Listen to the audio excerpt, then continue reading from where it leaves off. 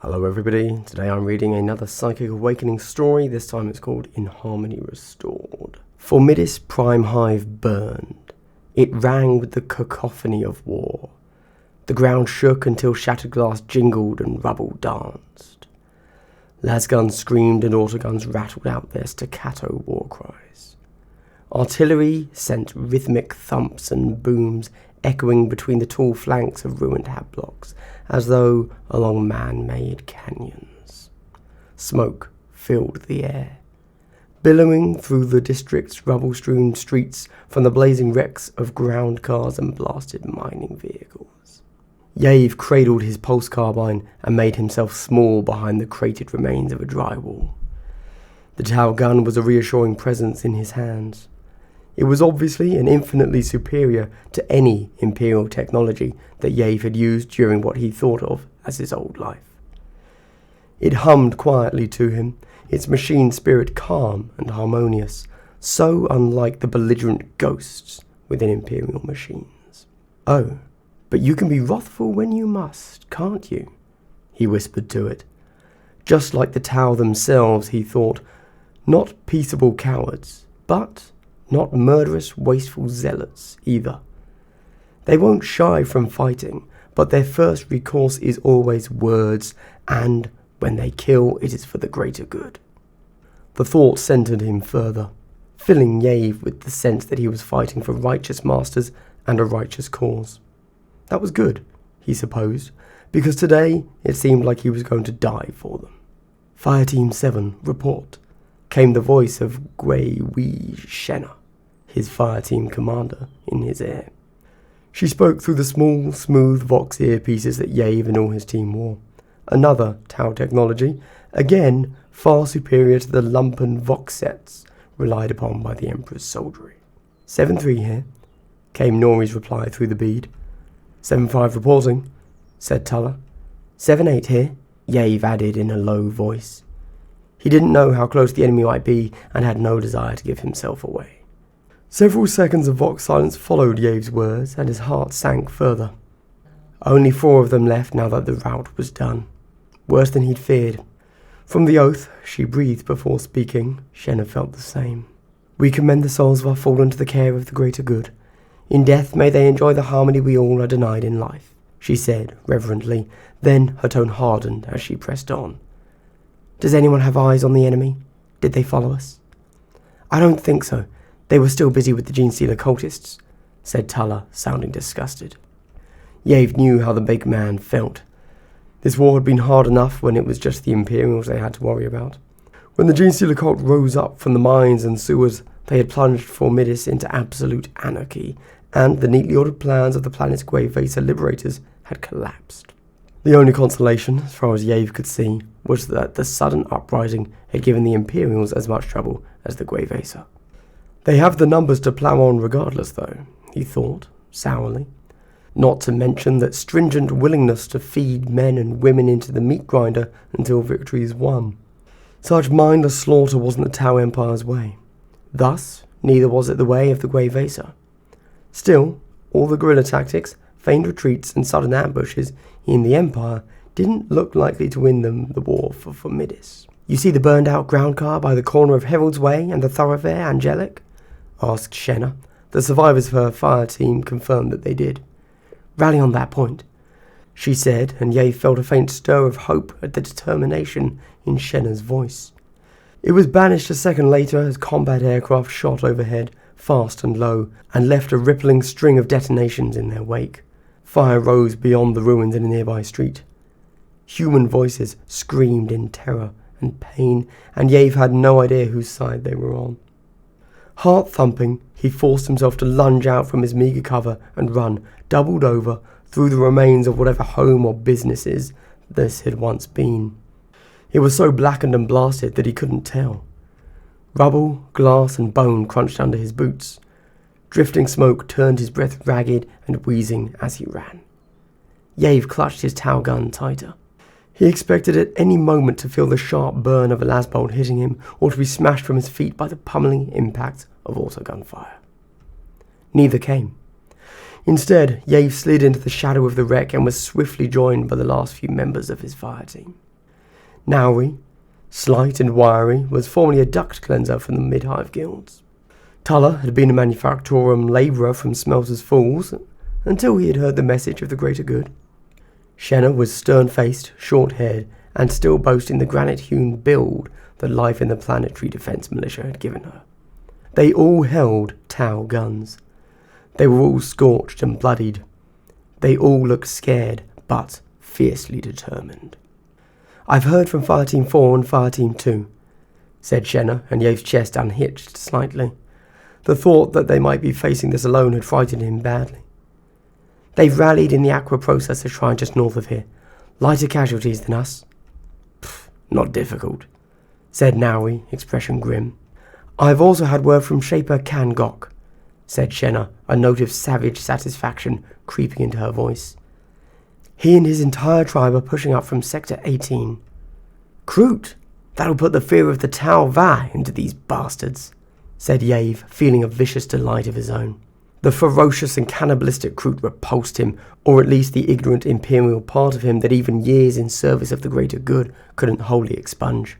Still, so long as the aliens were tearing the enemy apart rather than him, then Yave was more than happy to call them allies.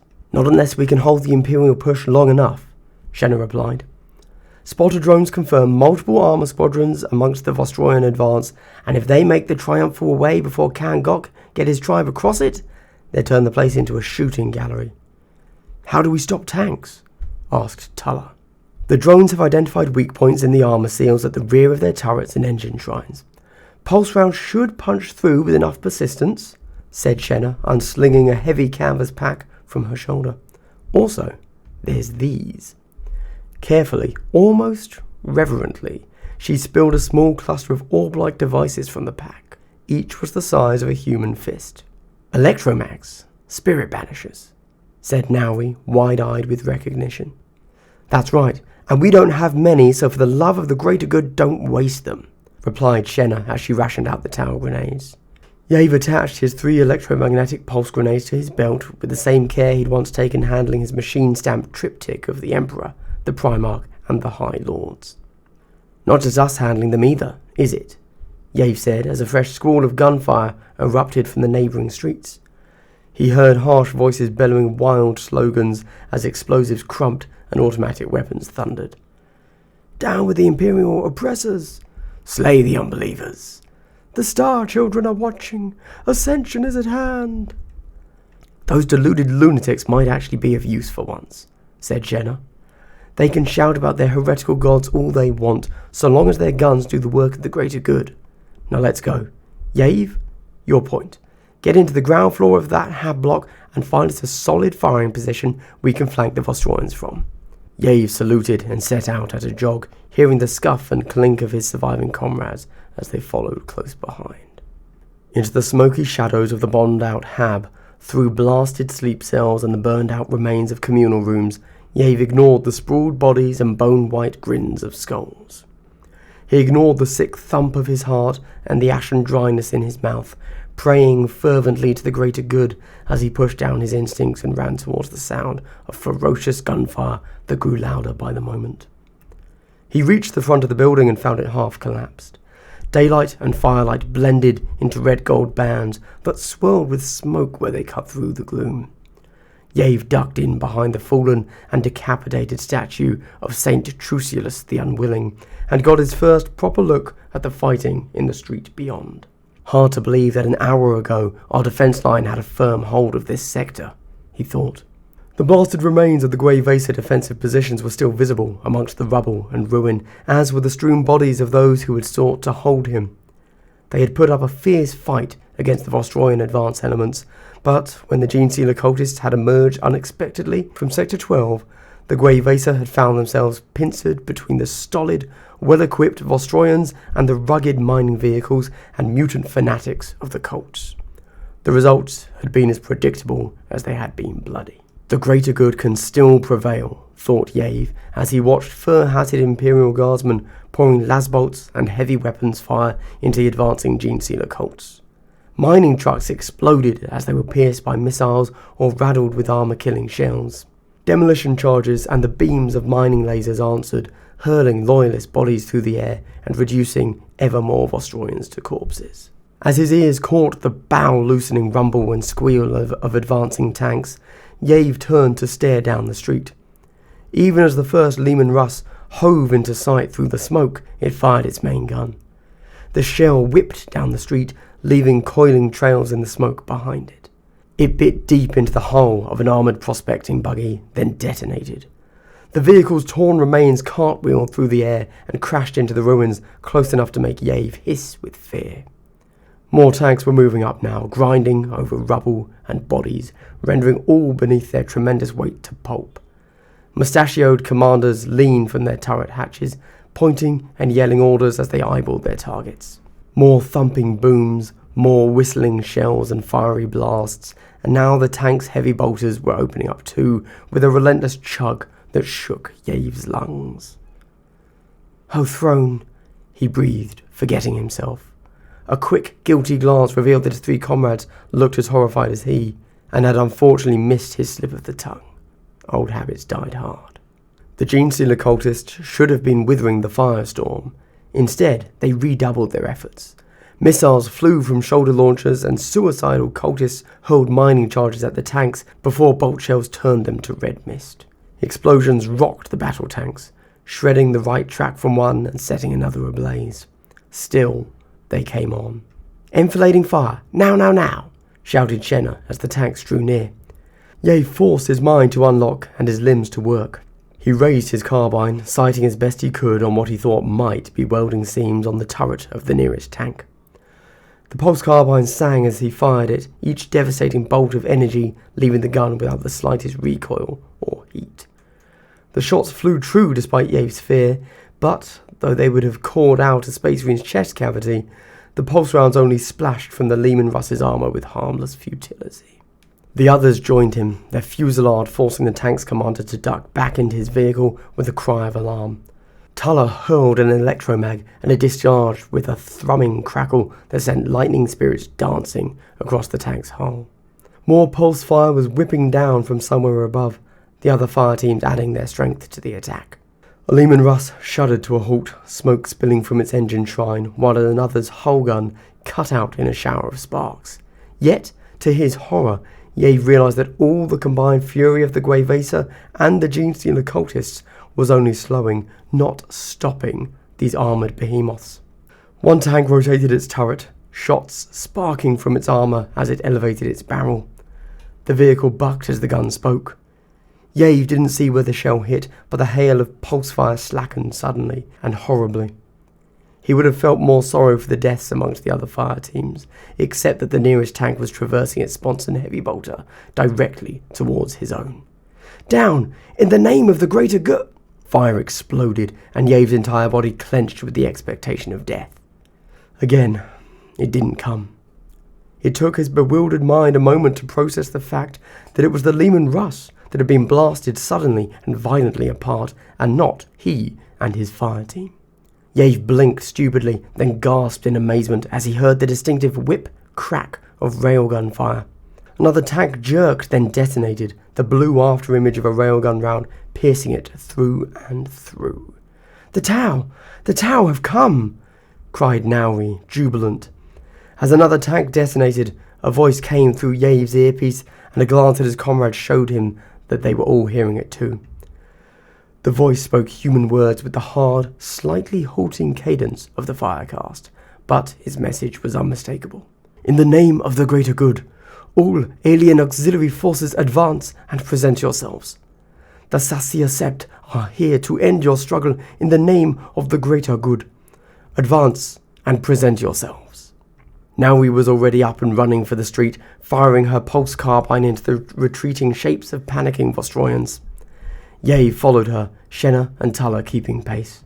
As he emerged into the open, the smoke whirled and blew away in rolling banks, thrust aside by the downdraft of powerful engines.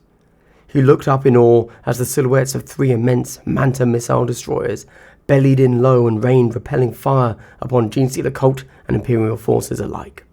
Swarms of micro-missiles burned through the air and detonated in pinpoint clusters. Battlesuits descended on blurts of jet propulsion, their firecast pilots guiding them in to land with metallic clangs and the whine of powerful servos.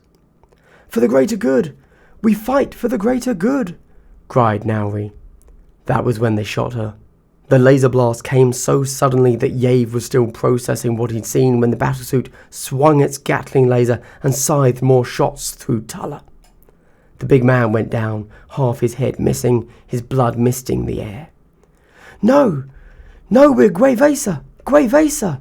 cried Shenna, her expression crumpling from elation to horror, even as Yave cried out in dismay. Shenna brandished her gun as proof, but the only answer she received was the blast of the battlesuit's flamer. Yave reeled back as his fireteam leader and friend of almost 5 years transformed into a raging torch before his eyes. His mind screamed in bewildered protest. He tried and failed to understand what was happening. Had this battlesuit pilot gone mad? Had the enemy done something to the sacred Tau technology, some insidious haunting that allowed them to control the suit from without? Yet no.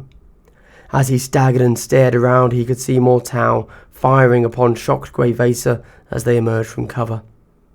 Nearby, he heard the crack of Kroot rifles and the alien mercenaries' harsh shrieks as their former allies butchered them.